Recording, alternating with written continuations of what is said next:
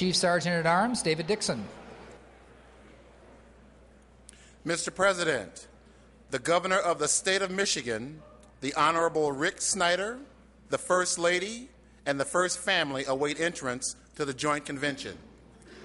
Will the Special Committee please escort the Governor to the rostrum?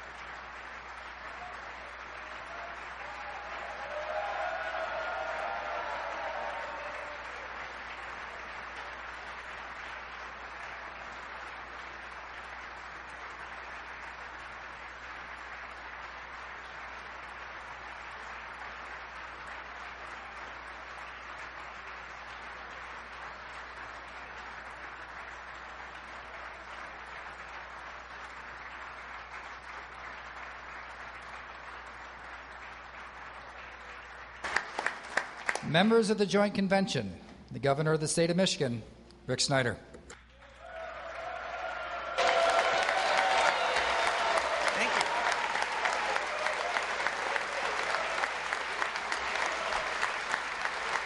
Thank you very much. Thank you. Oh, please be seated. Well, thank you for that very warm welcome. It's great to be with you tonight. Once a year, we do the State of the State. It's a moment to stop and pause.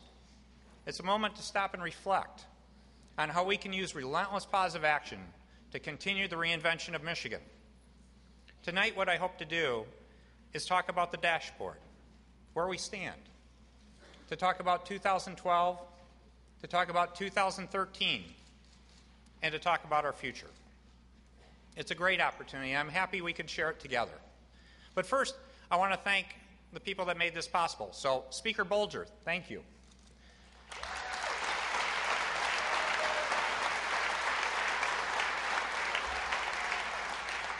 My partner, Lieutenant Governor Brian Kelly.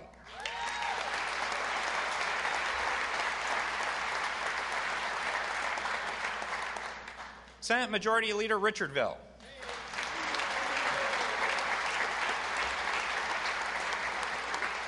There's three good-looking guys that don't have to look at the back of me for 1 year. I also want to say thank you and welcome to Senate Minority Leader Whitmer. Gretchen? Thank you. House Minority Leader Greimel. Thank you.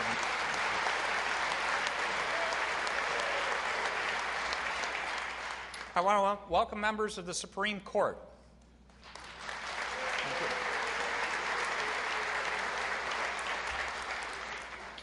Secretary of State Ruth Johnson.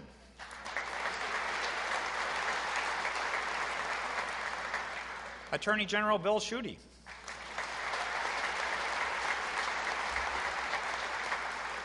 All the members of my cabinet. Thank you. I want to thank all the ladies and gentlemen of the legislature. Thank you for your partnership.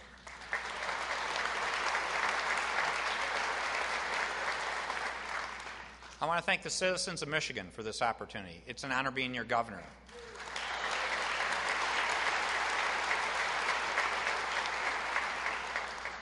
And then I have a special thank you. I would request that every member that's in the military service, our armed services, please stand.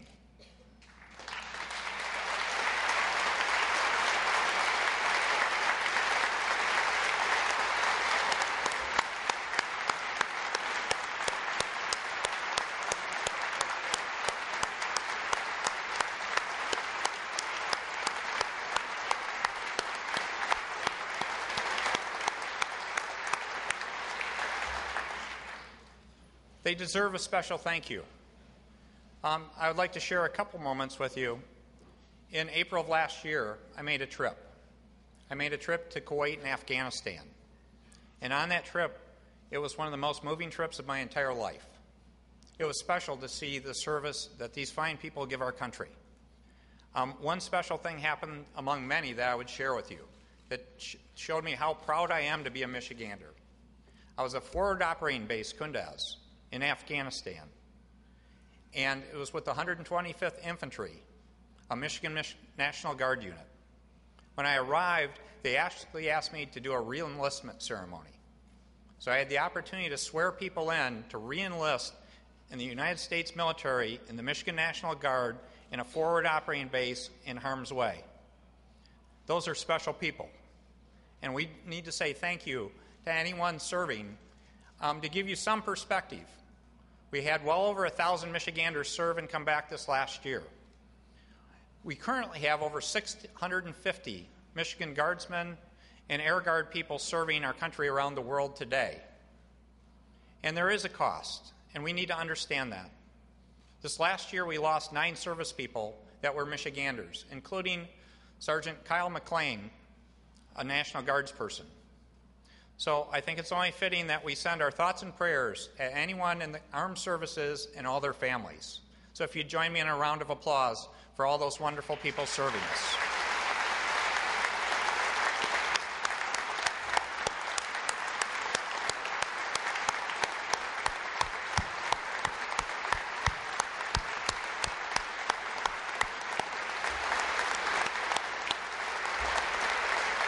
Thank you.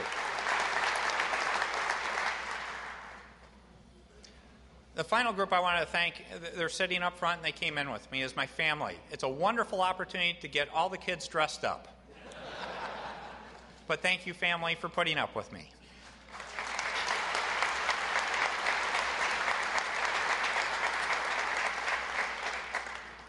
Now to the speech. And you know me, I did this in my first State of the State. I intend to do it in every State of the State, is talk about a dashboard. Some measures and metrics on how we're doing. And I'll try to do this fairly quickly. We'll give you documentation in terms of all the dashboard I've been using since the day I took office. But tonight, in terms of this talk, I wanted to share 5 different items with you in terms of different metrics to show how Michigan's doing. The first one is, how is the economy? We're the 6th fastest growing state in the nation. We should be proud of that.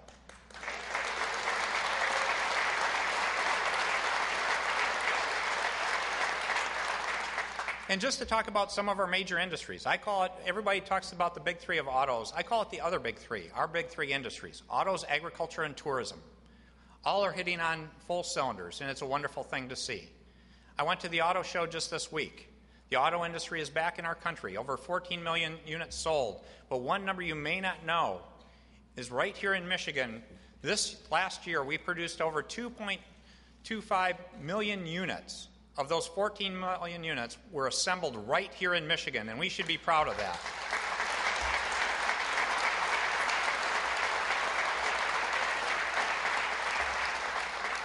And the good part is we have the best of those units. If you went to the North American Auto Show or you saw the press already, the winners of Car and Truck of the Year, the Cadillac ATS assembled in Lansing and the Ram 1500 assembled in Warren. If you want the best, you buy it from a Michigan product.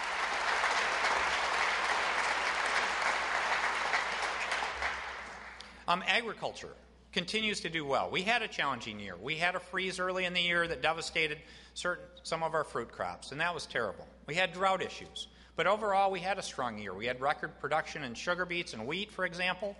And one thing I wanted to mention, Back in 2011, I worked with the Farm Bureau and the agricultural community on setting some goals for the ag community. And one of those goals is to say they were at $71 billion of output for the Michigan economy.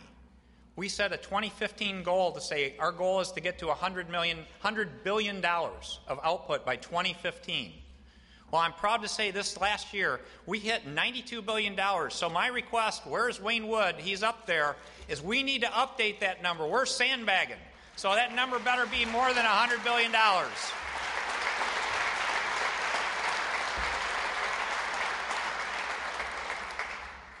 Tourism did very well, over a $500 million increase. One number I thought I would share, since 2004, we had the very best answer we've had in all those years in terms of hotel occupancy and hotel room rates. So we're coming back on tourism in Michigan too. This is the place to be. So the economy is doing well. Other metrics, income levels are doing well in our state. If you look at the rate of income growth in our state, we're the 9th fastest state in the United States in terms of per capita income growth. That's a great number. If you look at employment, private sector employment, since our low point in 2009, we've added over 177,000 jobs, and we're going to keep going.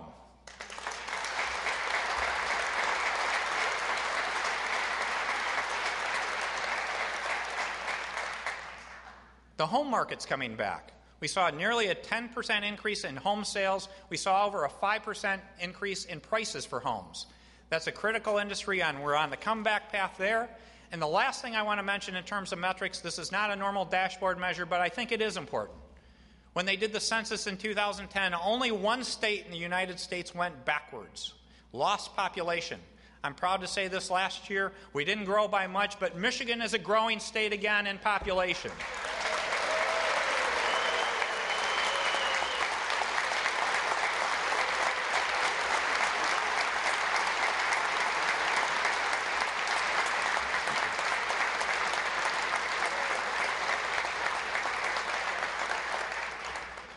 That's just the starting point. Our goal is to continue to make sure we keep our young people in the state, and we're going to continue to work hard. And what we've done is not good enough, but let's keep moving forward. Now, with respect to 2012, it was a busy year, as we all know. The three areas I'm going to break down are talk about jobs, people, and good government. On the jobs front, what did we do? In terms of really making things that make a difference, we had three major tax reforms that have made Michigan a much more competitive place, and we need to stay focused on that. The first one was personal property tax reform on the industrial front and for low-volume businesses. That's a great achievement, a great framework, and we need to continue working that issue because one thing I wanted to do is make sure we support our local partners, so I encourage everyone in August of 2014 to make sure we have a yes vote on a proposition to keep that replacement revenue stream for our local jurisdictions. But good work on personal property tax reform is going to keep businesses coming to Michigan.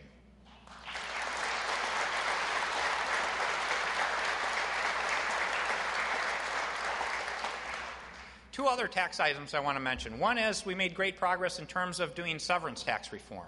That's something we need in Michigan for non-ferrous metals. It's a huge issue for the Upper Peninsula, and we should be proud of the outcome. We have a dozen potential mining projects, either in process or on the drawing board, and this tax change will help encourage them to come to Michigan, bring jobs to the Upper Peninsula, help the Rural Development Fund that can help Michiganders across the state. Good work.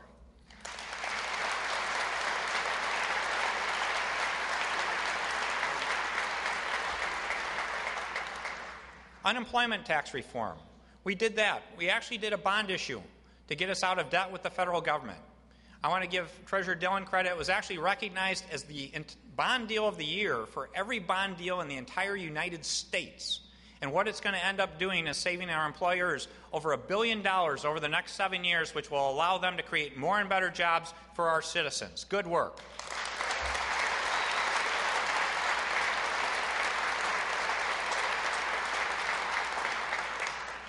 Regulatory reform. We did good work there through the Office of Regulatory Reinvention and the work of this body working together. If you look at, we eliminated over 1,000 rules last year on a net basis. We roughly eliminated 10 rules for every new rule we added. That's how you create an environment that's conducive to business while still protecting our citizens that will generate jobs. Good work again.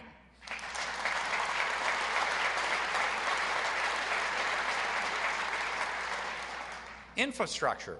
Huge projects were going on that are only beginning, that I'll be talking about for the next few years, I hope, because of their progress. And the first one I have to mention with a smile, it's a bridge. We're moving forward with the new international trade crossing. We're waiting on the presidential permit, but it's a great opportunity. I want to thank our partners in Canada. That would not be possible. So in particular, I want to give a shout out to Consul General Roy Norton, who is a tremendous person on a personal level, but also to the country of Canada for paying for this bridge. There are no taxpayer dollars involved. Thank you.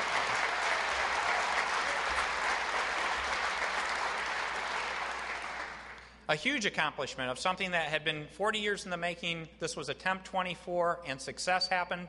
It's known as the Regional Transit Authority for Southeastern Michigan, and it was a great effort of people working together, and I want to thank you for all that hard work.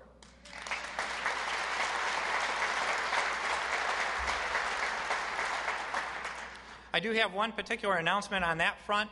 I'm announcing tonight the chair.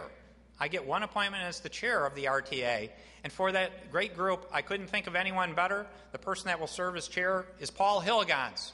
Paul.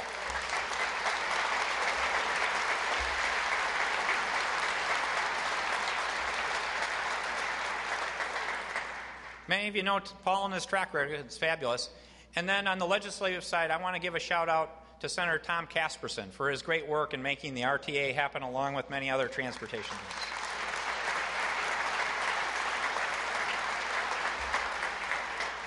It's a very quotable line. A Uber brought mass transit to Metro Detroit.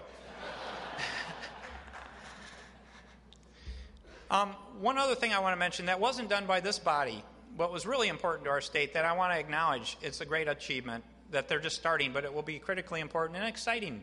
It's a project in Grand Rapids, and it's a public-private partnership. They're going to put the rapids back in Grand Rapids and make it a recreational place where you can go kayaking and do other great things. It's a great environmental win, so I want to thank the people of the Grand Rapids area for that great hard work.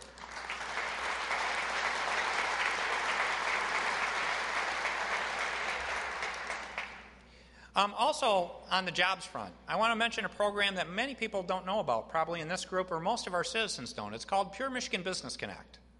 And it was an idea that I just viewed as common sense. And we worked hard working with the MEDC to really make it happen. And what's the concept? It's not about the government spending money.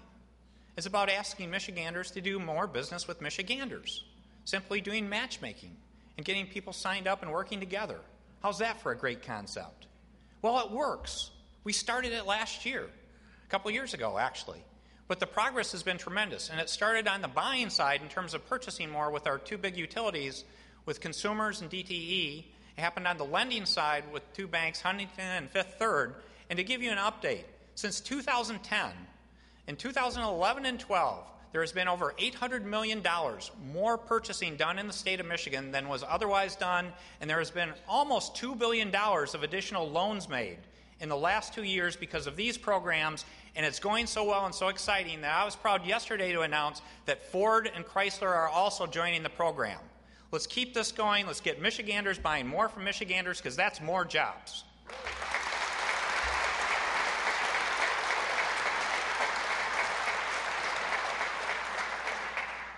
Now let me turn to the people front, which is critically important. And we don't talk enough about that because we have people in need still in our state. And we need to do more to reach out to give them great service. One program I'm tremendously excited about. It gets me excited just talking about it. It's called Pathways to Potential. And I want to give credit to the Department of Human Services, Maura Corrigan, for coming forward with a program like that. And what's the concept? Let's get people out of the government office. And what we're doing is we're getting social workers, we're calling them success coaches, and we're asking them to leave the government office and go work in the local public elementary school. We're already doing that in 21 schools in our four most in need cities with the highest crime and biggest challenges: Flint, Pontiac, Saginaw, and Detroit. By February of this year, we'll have over 135 schools where we'll have success coaches in them. That's what government should be about. It's not about sitting in a government office waiting for your customer to come to you. It's about going to the customer, serving them in their neighborhood, understanding their issues better, taking better care of them, showing success. And I'm happy to share one success story with you. And I would ask that they stand. There are 3 people I'd ask to stand up. A success coach, Dana Trafollette.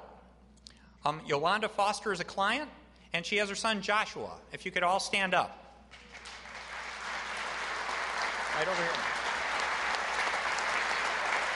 It's right over here.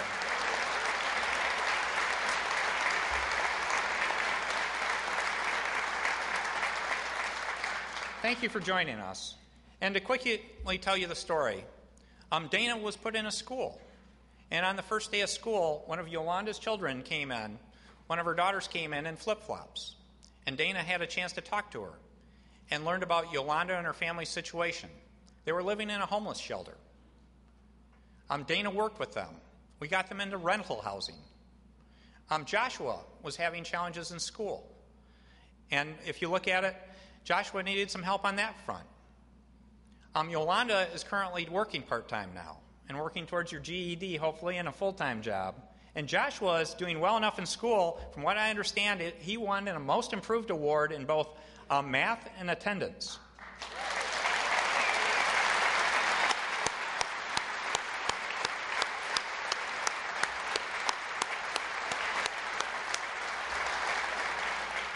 They had come from the South.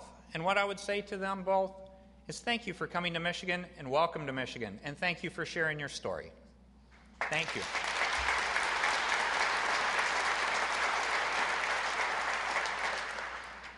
So a great success. Another great success is our Summer Youth Initiative in terms of putting young people to work in some of our, again, 4 most challenged communities. This last year we did over 750 kids.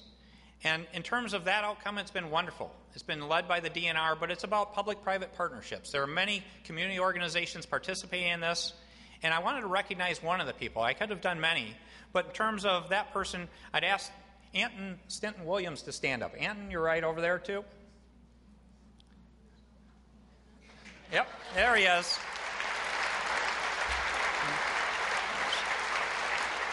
So, Anton Stinton Winters is actually a very shy person from what I was told. Is that right, Anton? But I appreciate you standing up in this group because Anton's a success story. Anton is from the east side of Detroit. He's currently going to Macomb Community College. But in terms of activities, as I understand, you had done basketball and bowling. And by going through this program, you had a great exposure to many other wonderful things. And Anton is now to the point where he's actually applied for a position with the DNR and looking at other opportunities. And this is the kind of success story. And I appreciate you won an award for outstanding performance and perfect attendance in this program. So congratulations for your hard work. It pays off. And I look forward to seeing you be a success story in Michigan. Thank you.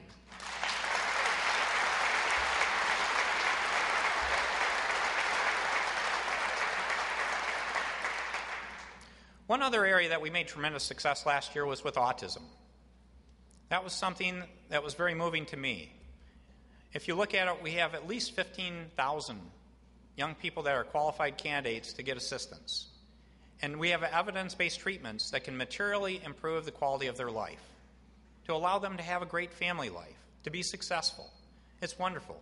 And if you think about it, there are no losers. It helps society in terms of being more successful. And I really appreciate so many people here who reached out to make that legislation happen. In particular, I want to recognize 3 people. I wanted to recognize Senator Rebecca Warren. I wanted to recognize Senate Majority Leader Randy Richardville, who took up this cause from his very first days in the legislature, and Lieutenant Governor Brian Calley for their teamwork in making this happen. Thank you.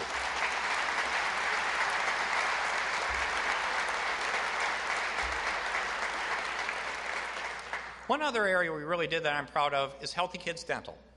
It's about giving kids in need better dental coverage, and it makes a huge difference. We now have over 440,000 people in Michigan in this program, young people, but we have a long way to go. But I'm proud to say in this current budget year, we're adding another 90-some thousand, and this is a program we should just continue until we get all kids in Michigan covered in some fashion, because it materially affects their life. But thank you for adding those extra 90,000 kids. It will make a difference in their lives.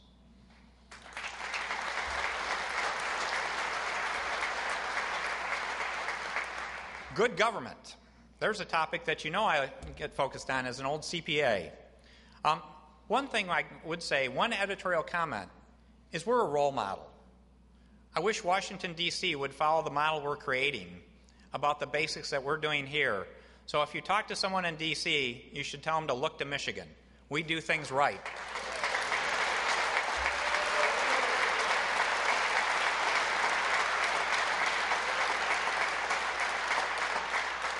And to give you a couple of illustrations of that, back in 2010, when I took office, we looked at the rainy day fund. And what was the balance in the rainy day fund? $2 million. Run the government for 30 minutes. The current balance in the rainy day fund is in excess of $500 million. That's success.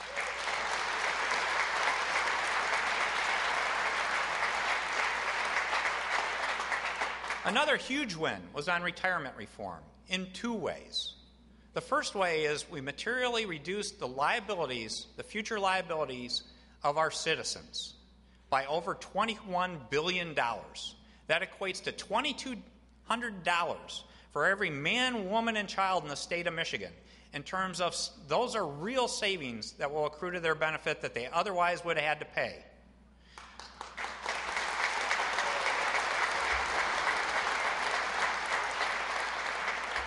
The second piece of it, though, is it's important that the people in those retirement programs can count on having those retirement dollars show up when they retire. We had not been responsible in terms of state government. We are being responsible now. So I'm proud to say and stand up for those future retirees is we're going to work hard, we're going to continue on this path, and you'll have a funded system where you can count on having that retirement check when you do retire.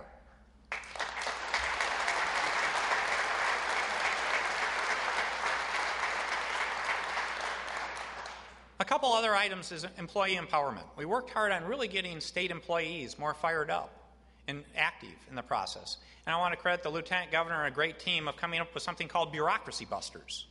It was basically creating an environment where they could go online and submit ideas. We had over 10,000 state employees participate. They put in over 1,000 ideas. There was over 100,000 votes for different ideas, and we're implementing a number of those key ideas and recognizing the winners, and we're just going to keep that program going. It's really cool. It's about getting excited employees. This is not about being caught in a bureaucracy. This is about serving a customer, our citizens.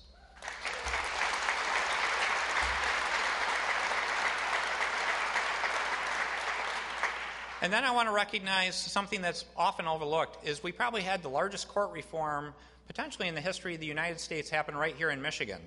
And it was large part due to your work in the legislature, but in particular I want to thank Chief Justice Bob Young and the Supreme Court and the entire judiciary for their involvement in this process, which talked about performance measures for courts, it talked about court consolidation, and it talked about concurrent jurisdiction.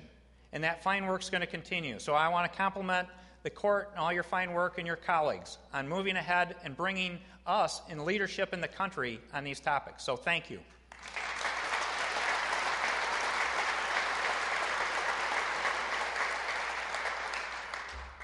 Now, 2012 wasn't all cheerful for all of us. At the end of the year, we had a difficult time. We had a divisive period. And that's unfortunate. And I wish it wouldn't happen. Sometimes it does happen in this world. And what I would say to all of you is, I hope we can work together. I hope we can work to avoid those kind of situations. And one of the most important things we do is we can have policy differences. We can have different perspectives. But ultimately, we're hired by the citizens and the people of the state of Michigan. And our role, our responsibility, is to give them great customer service. And to give them the best customer service, it's not dwelling on our differences, our different perspectives, and those kind of issues. It's really stepping up to say, how do we work together with respect to make sure we do the best job possible? And I appreciate that people had different perspectives on this issue. And what I'm saying is, I'm going to work hard to find common ground where we can work together, and I hope all of you join me in doing the same thing.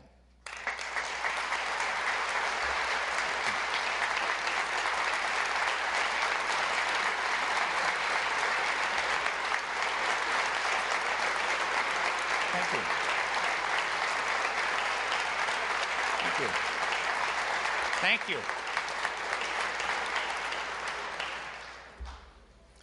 To 2013, I'm going to go through a number of legislative asks and other actions, and then I'm going to give you a roadmap on other activities we have going.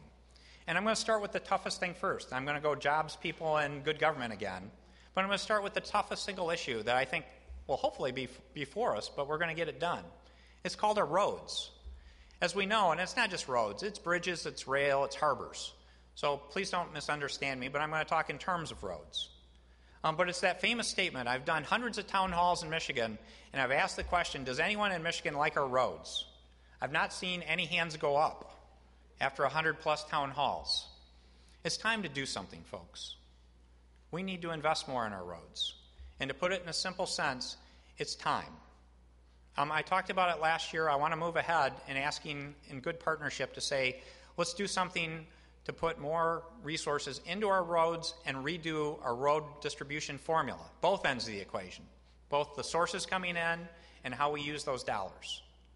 Now, the tough question is if you get to the question of, we need more dollars for roads, what does that actually mean? Well, again, you know I'm a CPA. I actually believe this is a package, a program to save us money. This is not about costing us money. This is about saving us money and building for the future. So let me walk through the steps. If you look at it, we need to invest at the state level $1 billion to $1.2 billion more a year.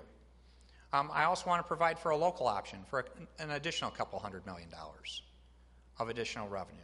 And these are really user fees. When I say additional revenue, let's be blunt. These are about user fees. You got a car, you're using the roads. You buy gas, you're using the roads.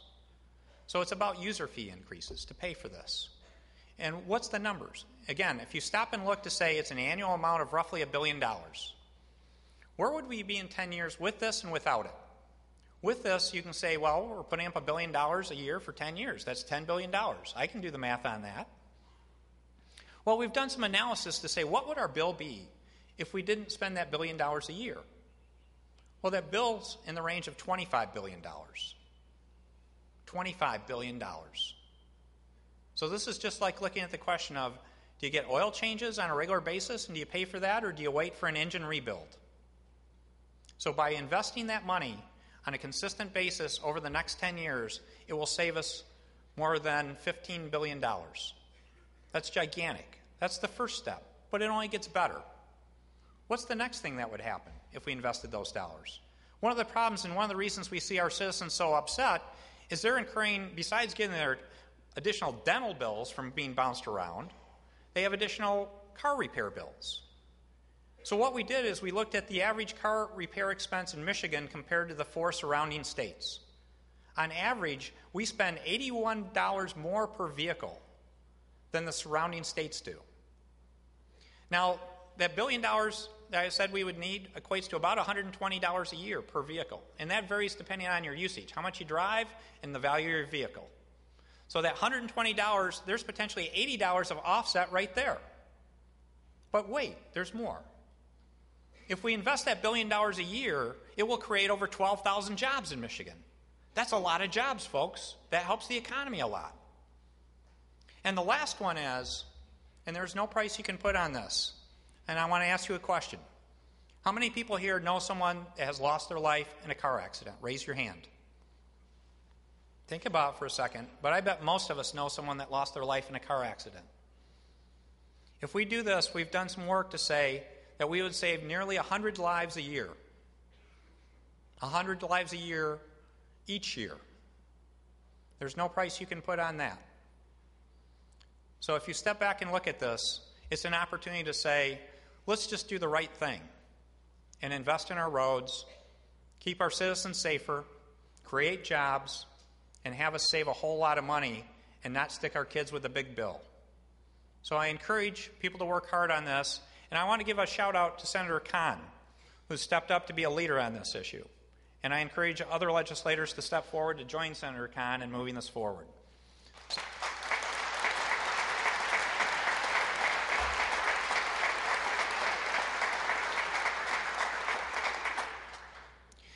In terms of another piece, just on the road thing, one piece of legislation I'm also asking for is automated vehicle registration, in terms of saying they're coming up with autonomous vehicles today. Google and different places now, that long-term are going to have vehicles that may not even have people in them, and I'm not suggesting that now, so don't get nervous. But California, Florida, and Nevada have already passed legislation on autonomous vehicles, and they're ahead of us. And aren't we the automotive capital of the world? So I think we should be stepping it up here and making sure we're on the forefront of advances in vehicles and opportunities. So I encourage that legislation.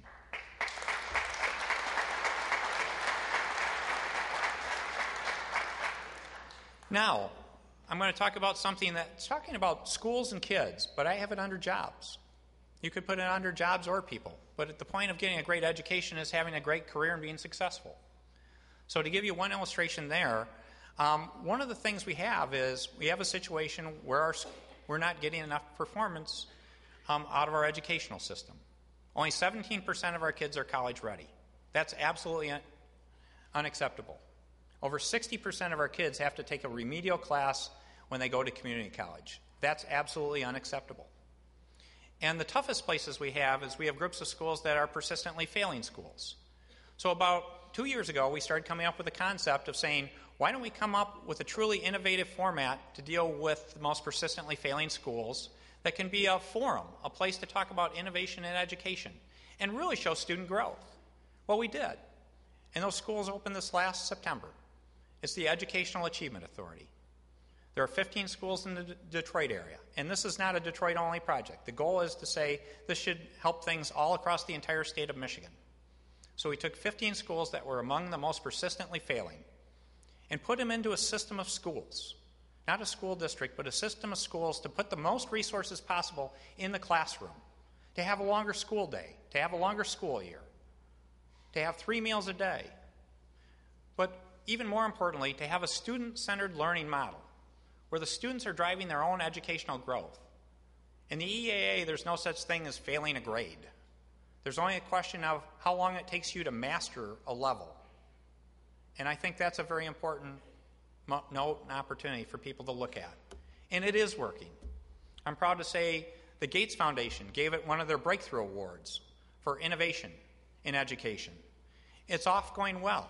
And what I'd ask you to do is pass some legislation we talked about the later part of last year, but also to come visit the school.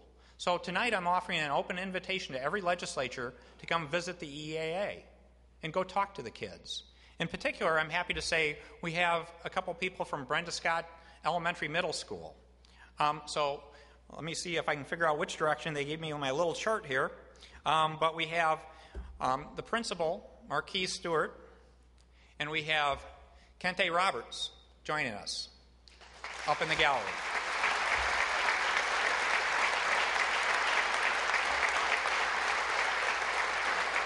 Thank you. Now, in terms of Kente, and I just want to share a little bit, if it's okay, Kente, is he was a challenged student in terms of both behavior and performance in the classroom. He got into the EAA. He's gotten very engaged. He's in level 13, 14. I walked into a school and I asked the kids, what grade are you in? They said, we're not in grades, we're in levels. So I appreciate that. But he's done very well. From having a challenge beginning, in November, he was Student of the Month. And he's on a path to being actually a mentor for younger students in the school. And Kente, go for it. You got my support. We're looking for good success.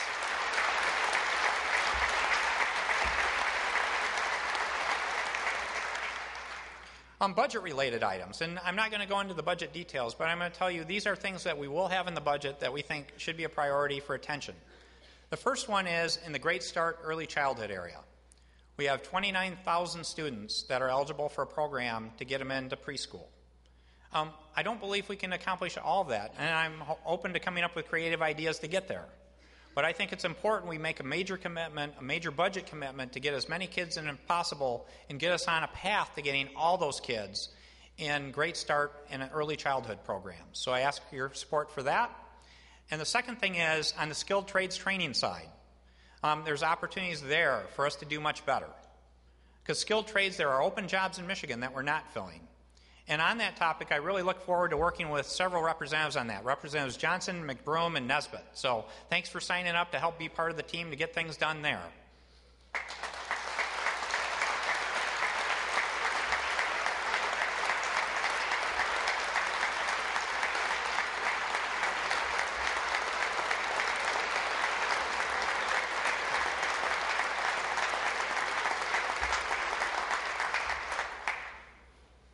And I actually have to apologize. I got one shout out on education I missed, but I don't want to say it's not the least because it is really important. And I want to thank two legislators who've been huge on the EA, but all our education reform.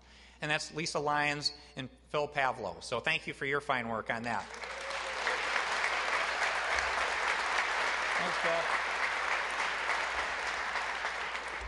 People. Insurance reforms is the first category. And there are 2 or 3 items here. One is simple. We should go back and do Blue Cross Blue Shield. And I hope that's something we can take up early, get done, and move forward because it's really preparing us for the healthcare marketplace of the future. The second area is about auto insurance. If you step back, and before I talk about the specifics, let me set the stage on auto insurance in Michigan. We are the 10th most expensive state in the nation. In terms of no fault, in terms of claims coming in, the severity of claims, we far exceed every other state in how expensive our claims are. The average claim in Michigan is $44,000. The other next 2 states are $17,000 and $10,000. And that leads to high auto insurance costs for people, our citizens, our customers. And we have 3 of the top 10 most expensive states in the nation for auto insurance. We have Detroit at number 1, we have Novi at number 6, and we have Muskegon at number 9. It's time for some reforms, folks. And the 2 reforms I'm talking about is, first, we should reform no fault. It is time to do that in a thoughtful way.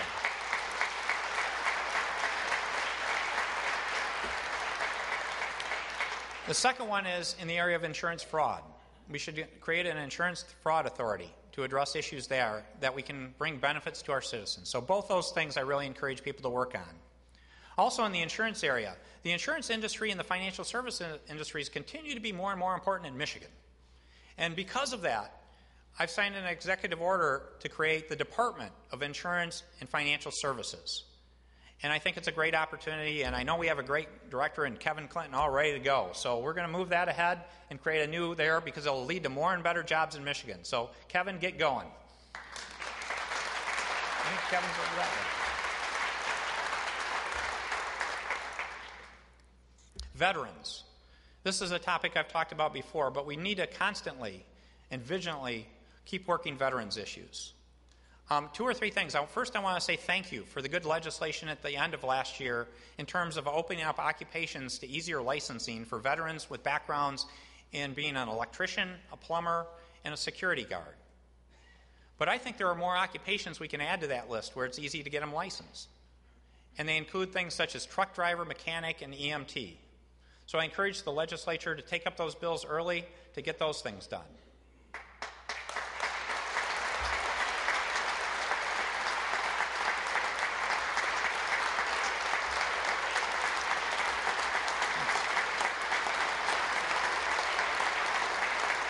Thank you.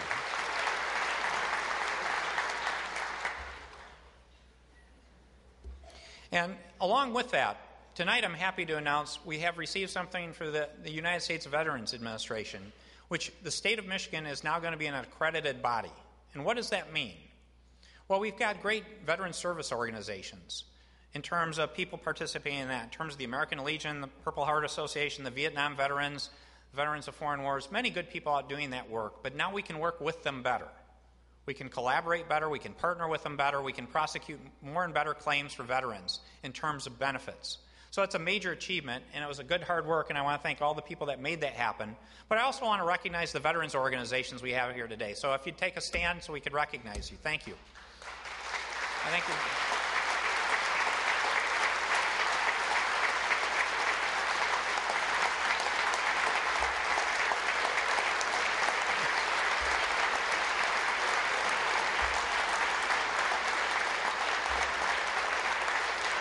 Thank you. And in terms of that, it's been part of the Department of Military and Veterans Affairs, and it deserves more attention. So we're going to create a new agency by the end of the week, the Veterans Affairs Agency, to really step forward and consolidate work and do better work for veterans. So we are staying focused on this, and we are going to show better results.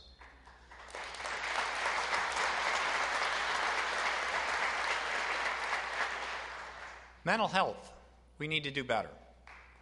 And we are going to...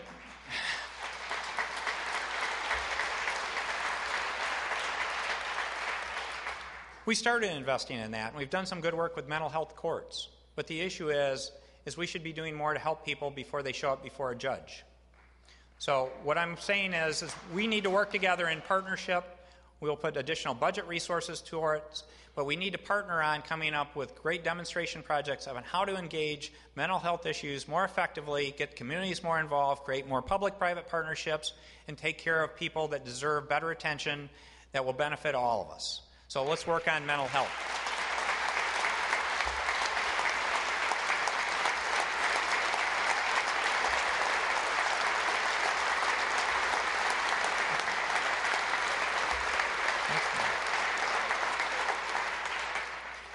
Strengthening neighborhoods and communities.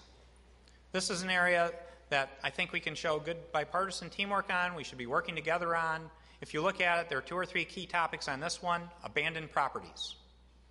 I'm going to ask for legislation to deal with slumlords and people taking advantage of people that are buying properties, not paying their taxes, not taking care of people renting these properties the right way. We need to stand up and do something about that. It's not right. The second area is metal recycling. In terms of taking valuable metals in the sales process, we need to do something in that field because that's an abuse that's taking place not just in neighborhoods but statewide in terms of stepping forward. And we need to work on even more on the public safety front. We made a major initiative in the past, but it was never a one-year initiative. It's going to take multiple years working consistently to do that. So I think there's a need for even more troopers.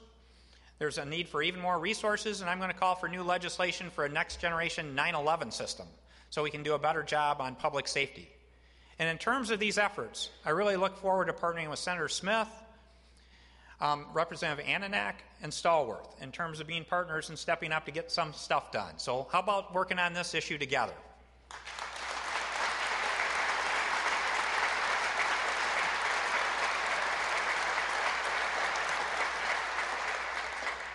Good government. One of the things I'm calling for is we do a pretty good job of fiscal notes and bills, but that's not good enough. What I want to ask is we look at the concept of tie-barring bills that take dollars into account, that require dollars, and actually put them in also to say they won't go forward until there's an appropriations bill that figures out how to pay for them and where that money's coming from. And also doing that with respect to capital items, not just operating items. So if you want a bond, let's put the debt service in and not just leave that debt for the future.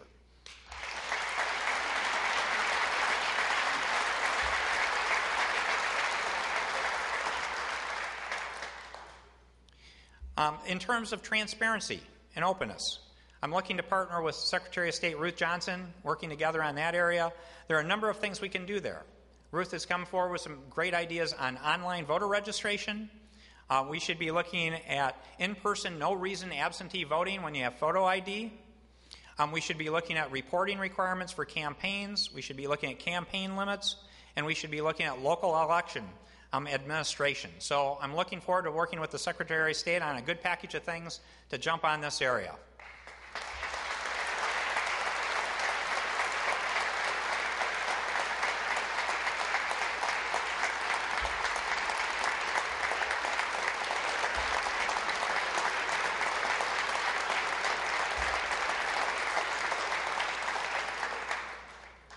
Ethics. We need to do additional work on conflict of interest rules for state and local government. We need to look at those in terms of lobbying. We need to look at them in terms of the procurement process, the purchasing process, how we better deal with those things. And it's important we look at ways to be more effective there. I also want to give a shout out to our Attorney General Bill Schuette. He's been very vigilant in these things, and one of the achievements he did this last year going after things that weren't right was the mortgage settlement. So thank you for your hard work on that effort, Bill.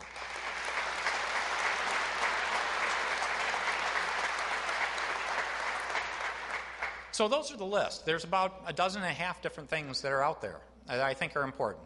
Now a roadmap for next year, because I thought this was very helpful in the past in terms of different activities. And this is not a year of special messages. This is a year of summits. A little bit different take on doing things, about bringing people together to talk about issues in a serious way, making plans and getting stuff done. So the schedule looks like this. In February, we'll be back with the budget, February 7th, much as we have done in the past. In March, I plan on doing an economic development summit to focus in on talent, Again, skilled trades, the needs for university graduates in engineering. Also on how we can work better together as regions. In April, we're going to do a statewide education summit where we can take the outcome of understanding where future employment needs are, future career opportunities, take that in April and have a great discussion about how we can do a better job on supplying the talent that those jobs are out there, those employers need, and getting a system that's designed to create careers through our educational system even better than we have today.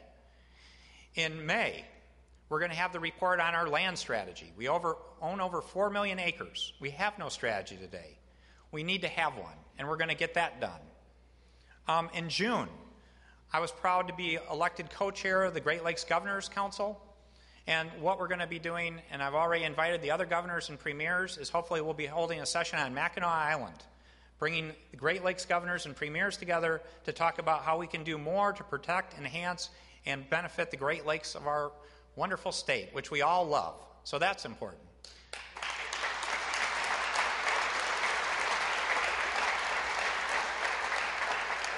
And one last item, because I talked about it in terms of roadmap, is actually out to December, which is about energy.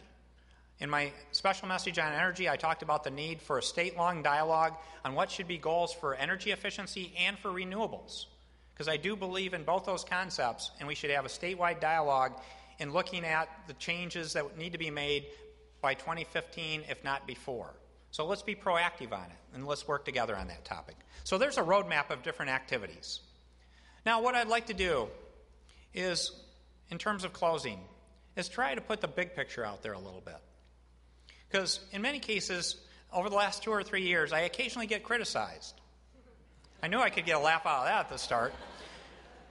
But one of the things I'll get criticized for is trying to do too many things or taking on too many big problems. Problems that people say, this has been a problem for 20 years or 30 years. Why are you doing that? And as you know, typically I'll take on several of those a year. And why does that happen? Well, it's simple. We do need to reinvent ourselves. Who here would like to be back in 2009? Do you know of anyone that would like to be in the Michigan of 2009 again? And it wasn't 2009. It was a lost decade. We lost over 750,000 jobs. Our state shrank. Now, it's just not about that mess that I get so passionate about doing things. It's about 44 years, what makes me really passionate. I only have 2 charts on my wall in my office. One of those charts is a chart that shows Michigan's percentage of the national economy from 1960 forward. The high point was 1965.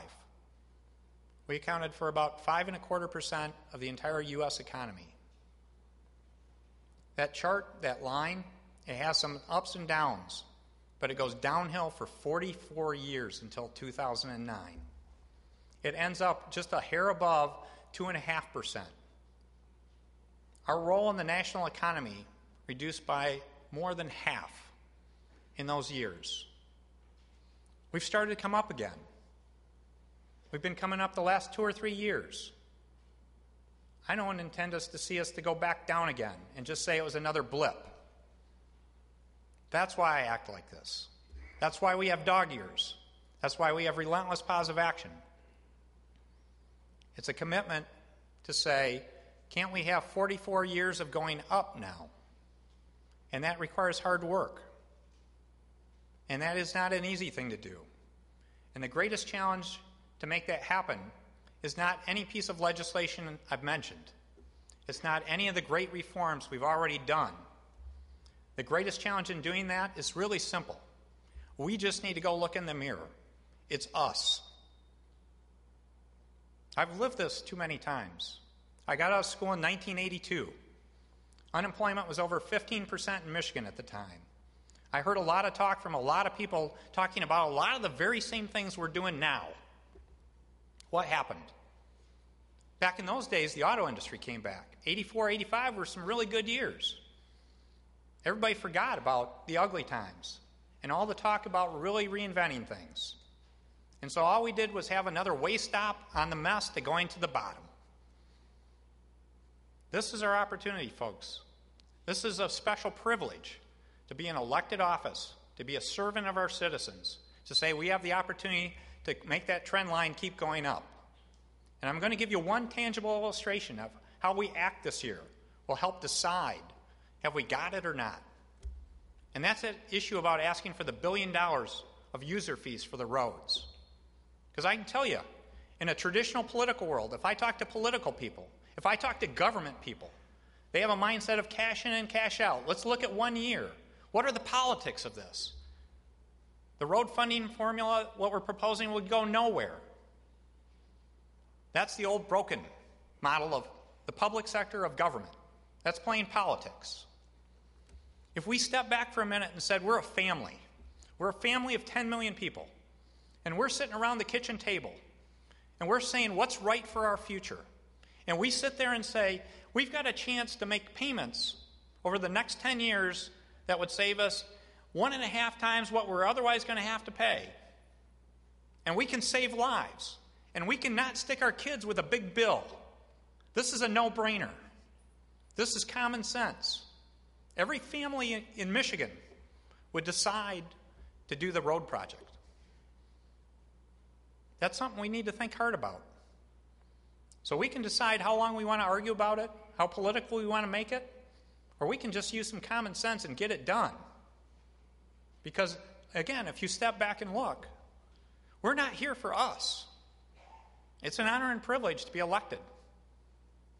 And we're here to serve 10 million people that are counting on us. So let's get the job done. So this is our opportunity.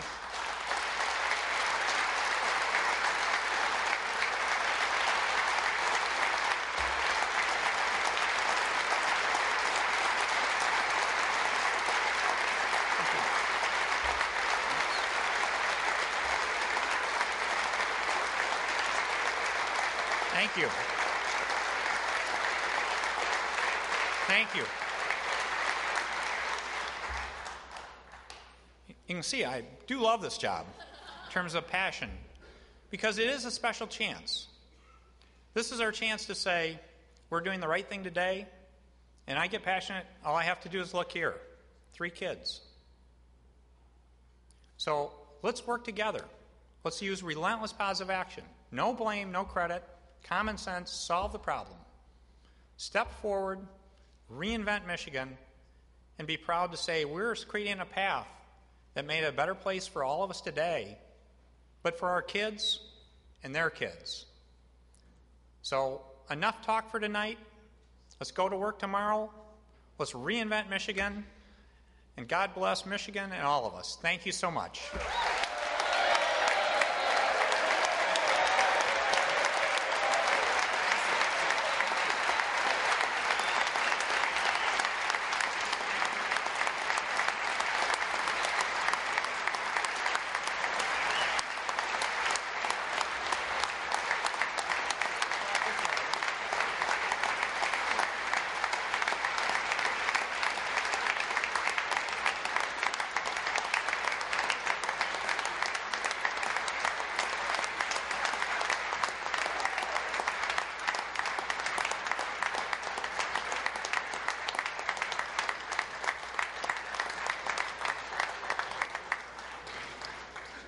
The escort officers will escort the governor and the First Lady and the First Family from the chamber.